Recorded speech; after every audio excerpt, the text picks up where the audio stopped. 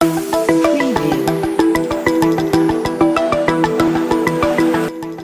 News channel में आपका स्वागत है। मुंबई पुलिस ने एक ऐसे लुटेरे गैंग का पर्दाफाश किया है जो विदेश में नौकरी दिलाने के नाम पर लोगों को फंसाता था।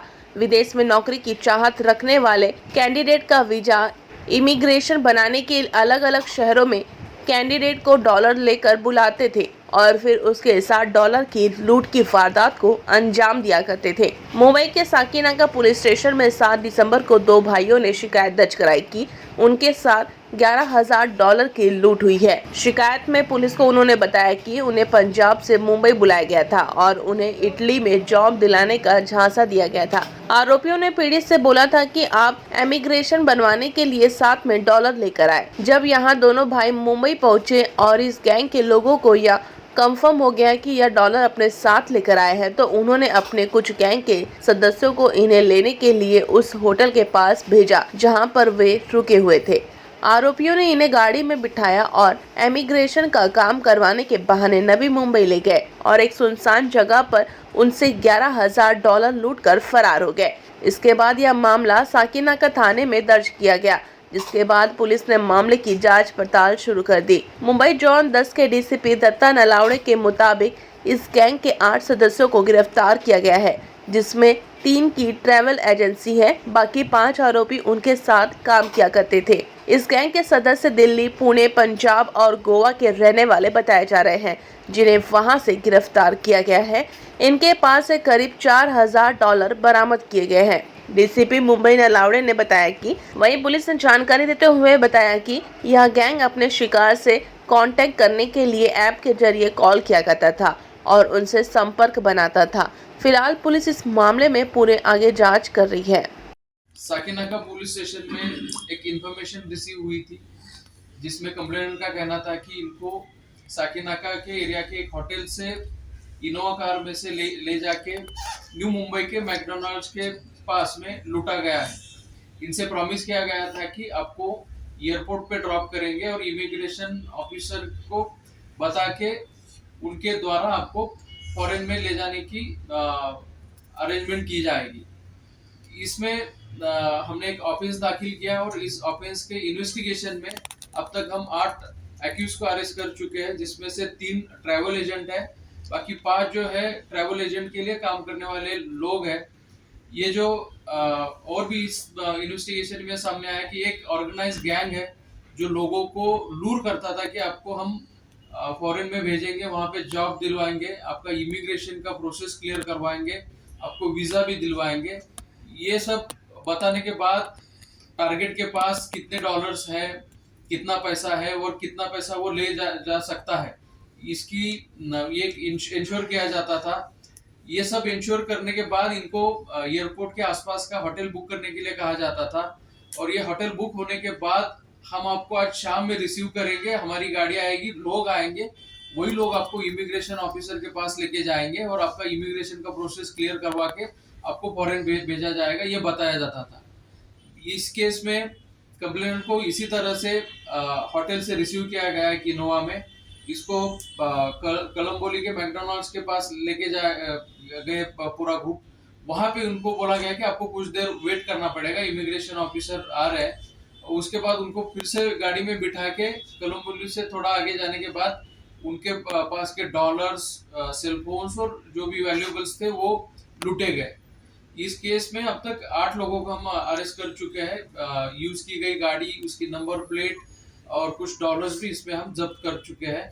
ये जो ग्रुप है ऐसे ही टारगेट को ढूंढता था कि जिनको नौकरी की जरूरत है, जिनका सपना है कि फॉरेन में जाके कुछ करेंगे, जिनको वीजा की और इमिग्रेशन प्रोसेस में हेल्प की जरूरत है, ऐसे लोगों को चुन के उनको लूटा जाता था। इस केस में अब तक ये केस और 2 केसेस वारदात की इंफॉर्मेशन हमें एक्यूज के इंट्रोगेशन में मिली। जी बताया कि भाई किन देशों में भेजने का लालच दिया जाता था या उनको आश्वासन दिया जाता था और किस तरह से मोटो ऑपरेंडी? विक्टिम्स को जो है वो यूएस, ऑस्ट्रेलिया, कनाडा, इन देशों में यानी कि यूरोपियन कंट्रीज में भेजने का आश्वासन दिया जाता है। सर, टारगेटेड कस्टमर कहाँ से खोजते थे? क्योंकि कस्टमर खोजना जो वो शख्स जो डॉलर पे करे, क्योंकि जॉब खोजने वाला हर आदमी डॉलर पे कर पाए लाखों में, ये आसान नहीं होता। ऐसे में ऐसे कस्टमर खोजना, ऐसे लोगों को आइडेंटिफाई कर पाना, ये कैसे होता था? उनको कैसे खोजते थे? और ट्रैवल एजेंट्स जो है एक दूसरे को कस्टमर की जानकारी शेयर करते थे। जानकारी मिलने के बाद एक जो ट्रैवल एजेंट है जो हमने लुधियाना से अरेस्ट किया है, वो खुद बात करता था टारगेट से और उसकी फाइनेंशियल एबिलिटी क्या है इसकी जानकारी प्राप्त की जाती थी।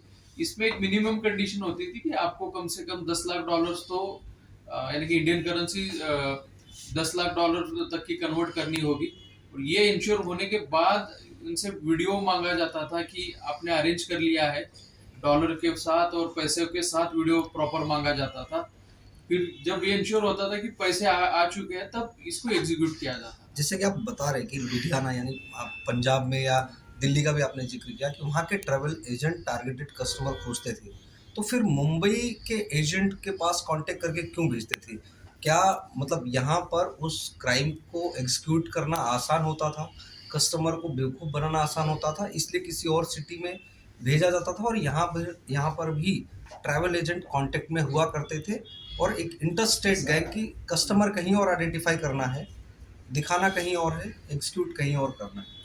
इस केस में यही सामने आ चुका है कि अगर कस्टमर दिल्ली वगैरह नॉर्थ इंडिया के एरिया के रहेंगे और दूर जाके अगर इसको लूट को एग्जीक्यूट किया जाता है तो उनको लोकल सपोर्ट नहीं मिलेगा, वो कहाँ कहीं कंप्लेंट नहीं कर पाएंगे और आसानी से ये जो वारदात है वो दब जाएगी। यही एक मोटिव ये- दिखता है इसमें।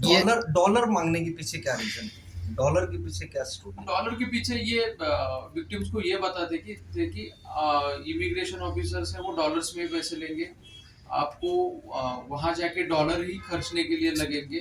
तो ये सब चीजों के कारण डॉलर्स में उनको इंडियन रुपीस को कन्वर्ट करने को बोला जाता है। ये होटल की बुकिंग की जो आपने बात कही, क्या वो कस्टमर से खुद कराते थे या कस्टमर पर एक भरोसा जताने के लिए खुद कोई होटल बुक करते थे और उसके बाद कस्टमर को कुछ ना कुछ तो ऑफर करना पड़ता होगा कि भाई हमने आपके लिए होटल बुक किया, आप यहाँ आइए? ये होटल की बुकिंग और बाकी जो फैसिलिटेशन था वो कस्टमर को खुद करने के लिए कहा जाता था। इस ग्रुप की मोडस का मेन एम जो था वो एनोनिमिटी मेंटेन करना। इसमें कॉन्वर्सेशन के लिए ना तो वो नॉर्मल कॉल्स यूज करते थे, इसमें ज्यादातर कॉलिंग के लिए जो ऐप यूज होते हैं वो यूज किए जाते थे। पर्सन टू पर्सन ज्यादा कांटेक्ट ना आए, यही ज्यादा ट्राई होता था। इसमें जो मेन ट्रैवल एजेंट हमने पकड़े वो कहीं पे भी फील्ड पे नहीं थे, एग्जीक्यूशन करने वाले अलग थे, विक्टिम को आइडेंटिफाई करके टारगेट करने वाले अलग थे। ये गैंग कब से ऑपरेट कर रहा था?